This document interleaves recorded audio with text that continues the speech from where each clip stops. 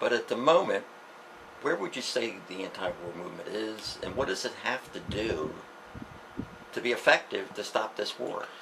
The anti-war movement is not in a good state, which is ironic because there is tremendous public opposition to the war, and there has been, and these are hard words, but this is the reality, the leadership of the anti-war movement has really failed, the grassroots activists.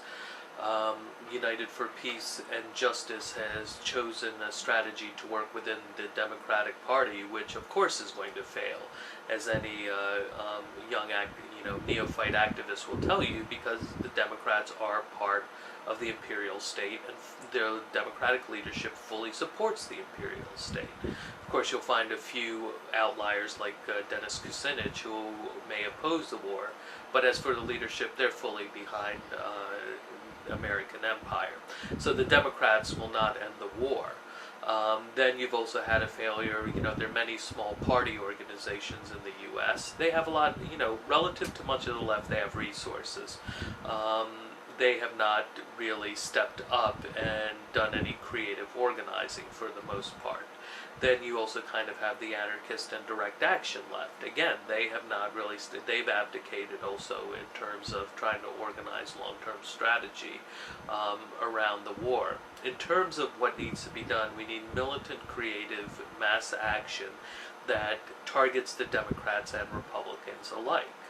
That is not partisan in who it takes on. I think if there is any hopeful sign, it has been Cindy Sheehan, who, when she was just arrested recently for occupying John Conyers' office with 30 others, calling for impeachment, and she said she will run against Pelosi, and she also said we should, be running anti-war activists against any Democrat or Republican who will not end this war, and she is very right. And what we have to remember, one of the lessons coming out of the 60s, you have to raise the cost to the state, to the establishment. You have to have mass movements that are disrupting functioning. Whether during the Vietnam War it was going into draft offices and burning files, or whether it was the GI resistance movement, whether it was direct action by students. It's a shame to me that we haven't seen the direct action and anarchist movement try to shut down Washington, D.C.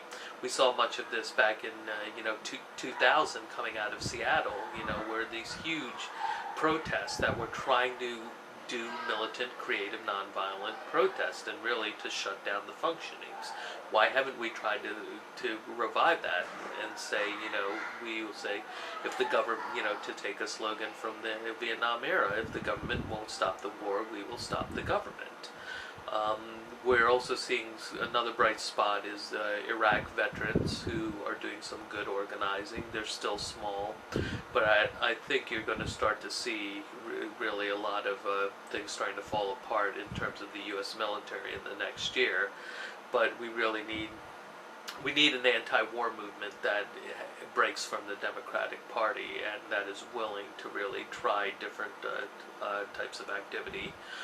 Counter-recruitment has, we haven't focused nearly enough on that, because I think with the advent of technology, people think that they can, signing an email petition is organizing.